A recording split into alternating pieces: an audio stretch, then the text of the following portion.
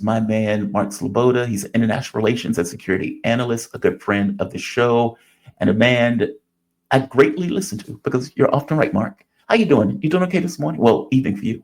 How you doing? You doing all right? Afternoon. Tomorrow, I'm alive. How are you? Thanks for having me on. It's always an honor and a pleasure. Oh, man, it's always an honor and pleasure to have you. So, a conversation is going to take place with principals today. Putin and Trump are supposed to talk.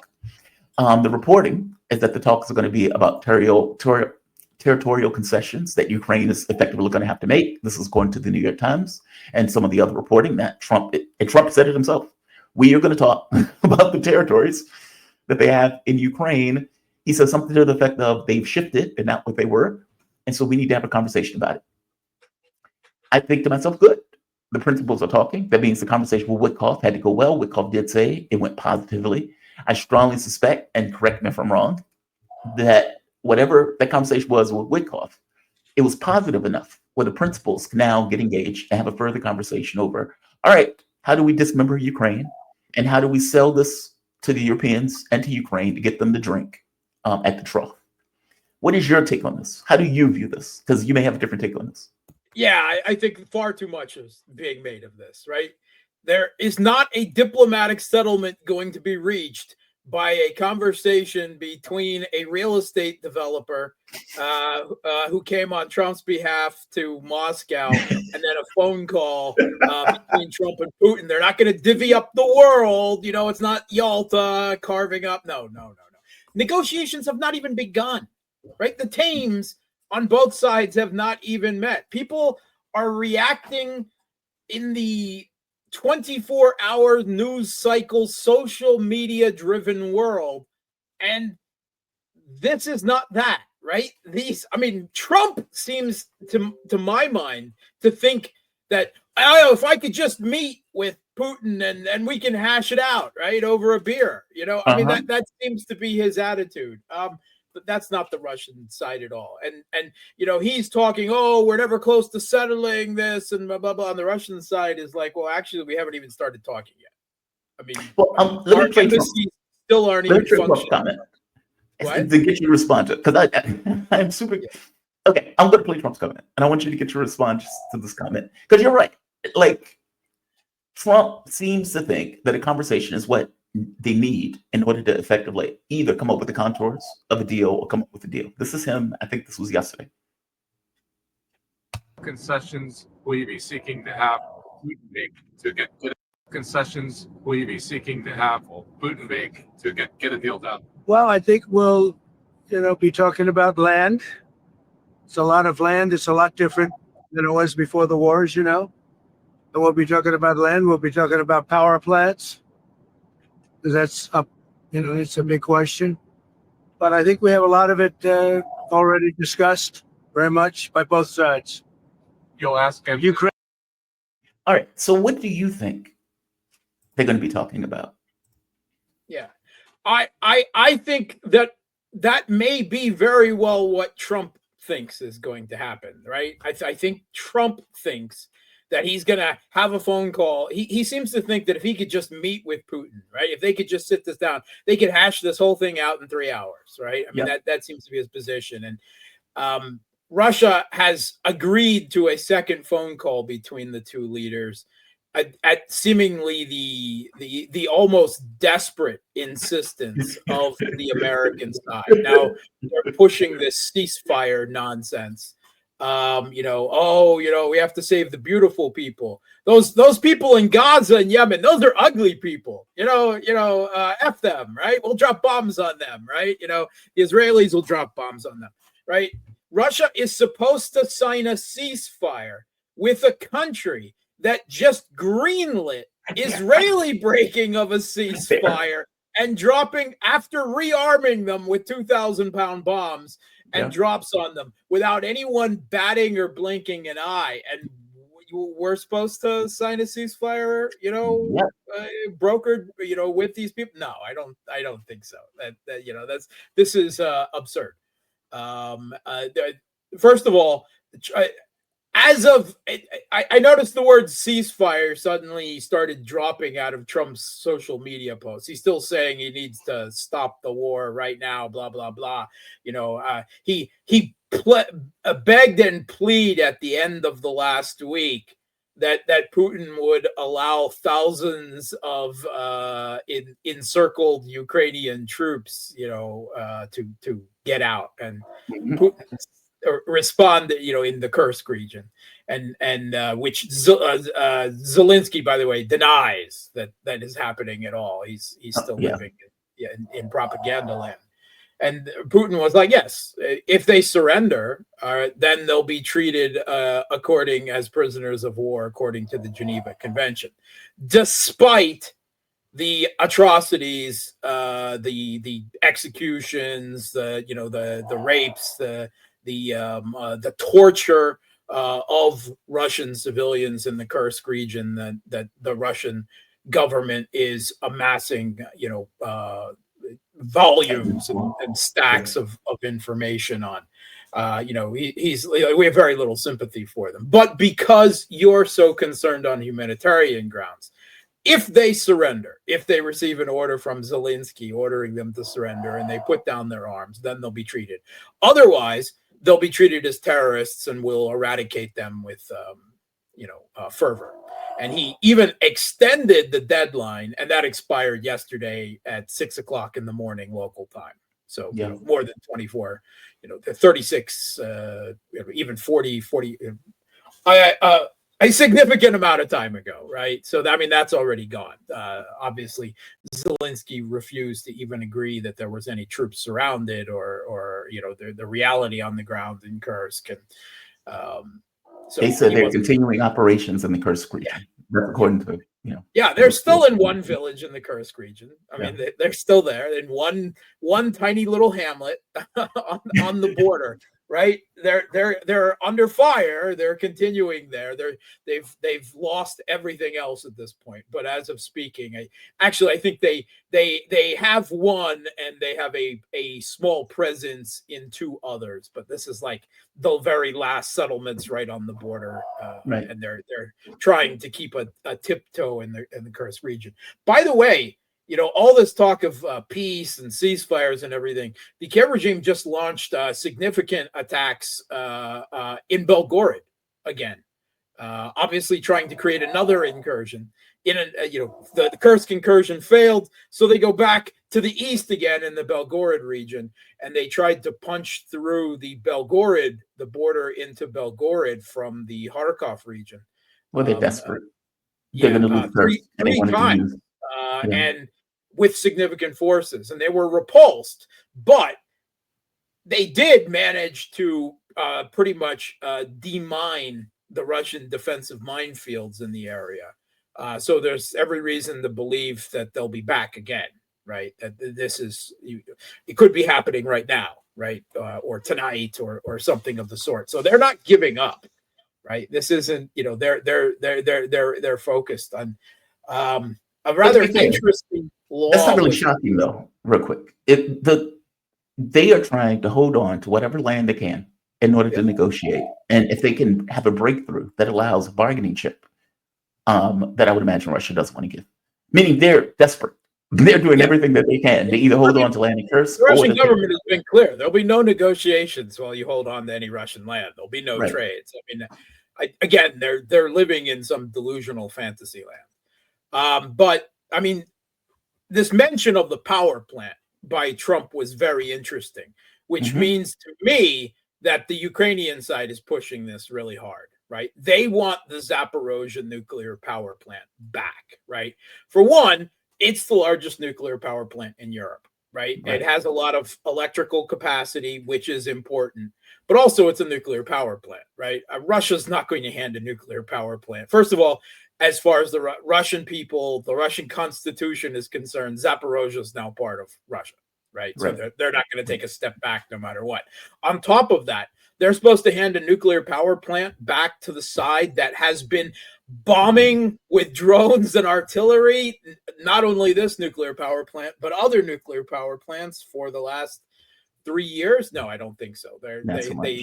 they don't even have the responsibility to have any nuclear power plant. They do still have 3 small ones in West Ukraine, which is still problematic, but they're certainly not going to give them this back. But he seems really obsessed with this. So a law was passed yesterday in the Ukrainian, the Kiev regime's parliament, the Rada, so that it makes it possible that even during martial law, right, which is supposed to be like a defensive emergency state in the country, right. Technically, Ukrainian troops are not allowed to be stationed or sent outside the country, right?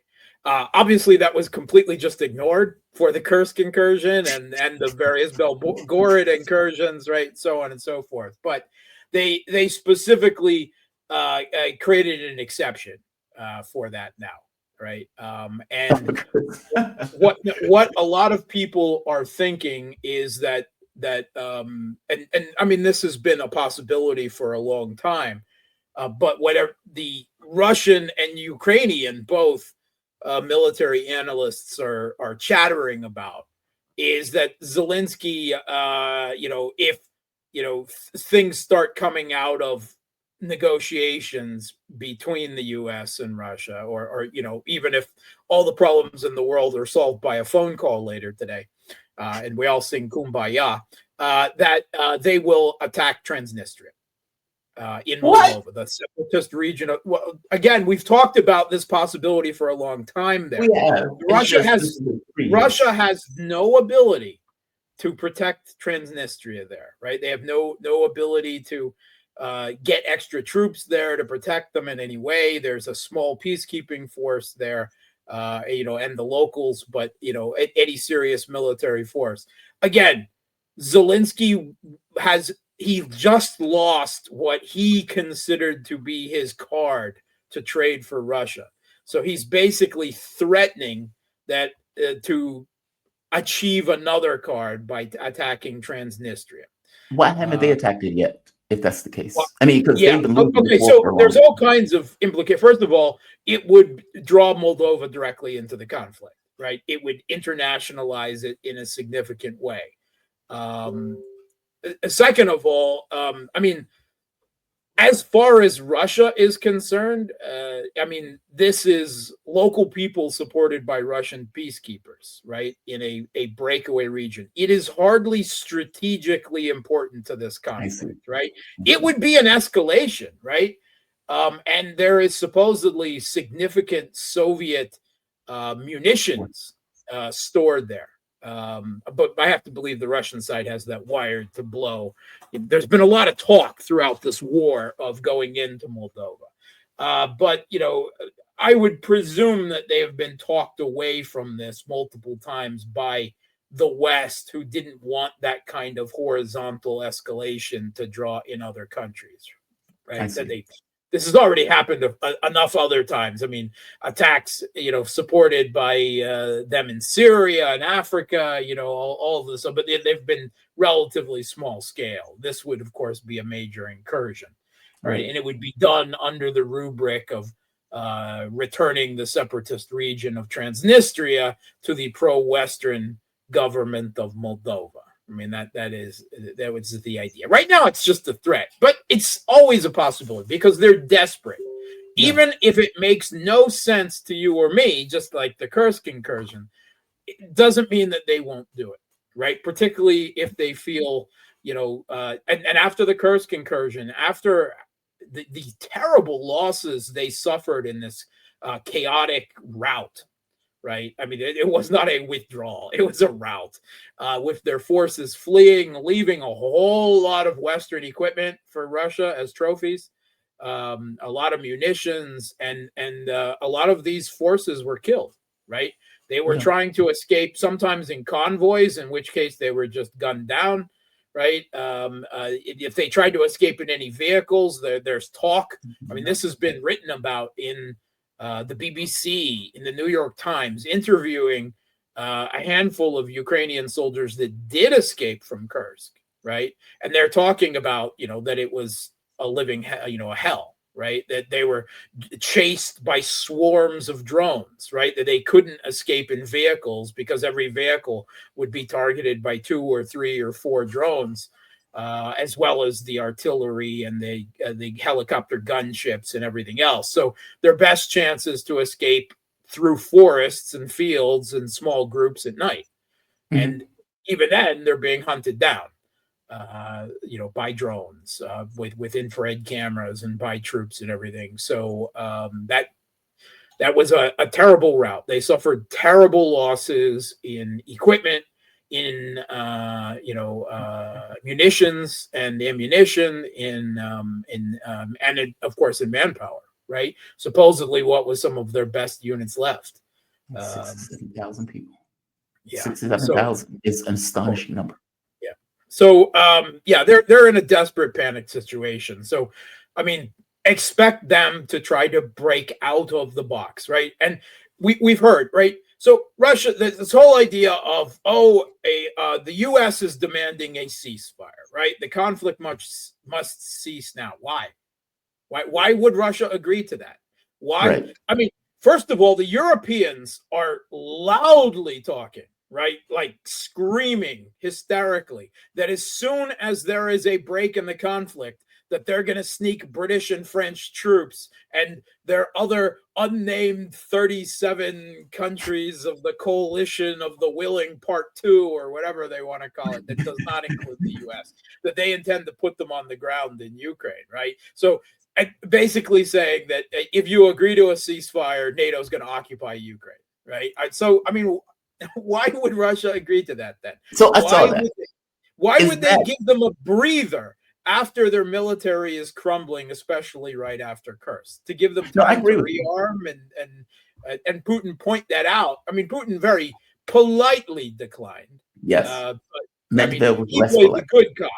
The Russian foreign minister, Lavrov, and his Putin's chief foreign policy advisor, Ushakov, they had much more direct words about Russia's attitude towards the ceasefire, which is not only no, but niet, but hell niet, right? Yeah. Not a chance in hell. But what they're trying to do, and particularly part of the reason Putin, did the Socratic method of dismissing this ceasefire by asking a lot of questions, pointing out how impossible and ridiculous it would be. Anyway, who's going to monitor it? Who's going to enforce it, right? What is Ukraine going to be doing in the meantime, right? Are they going to be rearming? Are they going to be receiving Western weapons? Why would we ever agree to that, right? So he did that. But part of the reason is they hope to draw the U.S.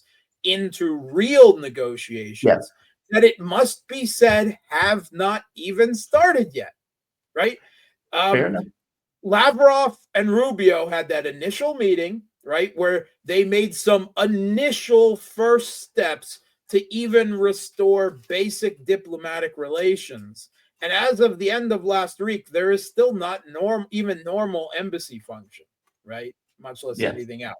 Now, supposedly, the U.S. has decided on who their head negotiator will be, and supposedly has been working on a negotiating team, but they haven't even named them yet. Russia seems to think they know who it is, but they haven't said.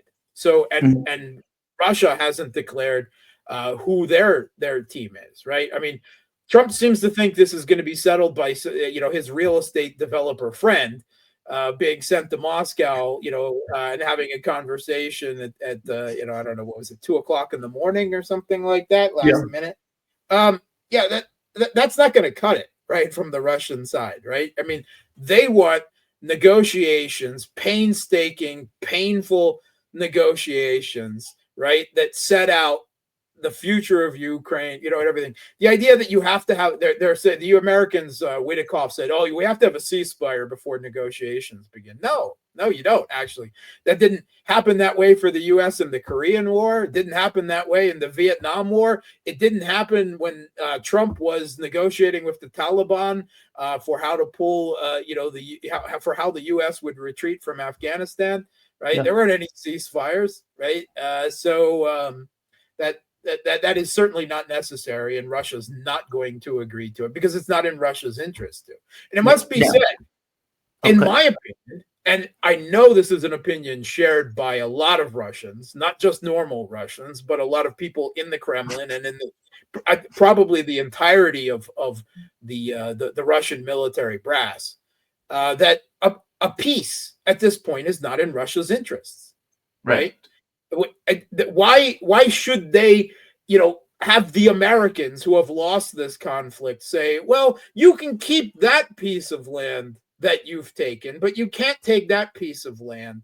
And yeah, Trump is going to say that Ukraine can't join NATO, but that's all you're going to get, right? It's going to be Trump's pinky swears, right? Like that's going to cut Oh it. man, I'm so more optimistic on this than you are, and let me explain why. Yeah. I think I take the position that Trump doesn't care about Ukraine. I don't think he cares one iota. I don't even think Trump would know where it is if you put a map in front of him and told him to find it. I think he wants I do not argue with that. I do not argue. I think he just wants it to be over with. Yeah. And in any conversation with Putin, I think what they're talking about are the grand contours of, okay, how do we end it? And Putin will say, I need this, this, and this. And Trump would say, I need something to sell to Europe and to Ukraine to get that horse to water, to make it drink. I don't care about this. I just want it over with. Which means the ceasefire thing is purely a tool to, as you point out, to get them into negotiations, considering Ukraine was saying, I am not going to negotiate under no terms. I'm not going to give up territory. I'm not going to do any of this stuff. Zelensky's still running around saying the same thing. That. He's still saying that. He's saying that this weekend. And Russia's we're supposed to give you a ceasefire when the other side, you haven't even leashed your proxy properly yet, right? Because as soon as he came out of as soon as the meeting in Jeddah was down, right, and they had agreed to a ceasefire, they came right out of that meeting and made statements completely objecting to everything that Russia said is absolutely necessary for them for a ceasefire. And everything that America said that they already agreed with. Yes. America's already said territorial concessions are part of it. They've already said the Europeans.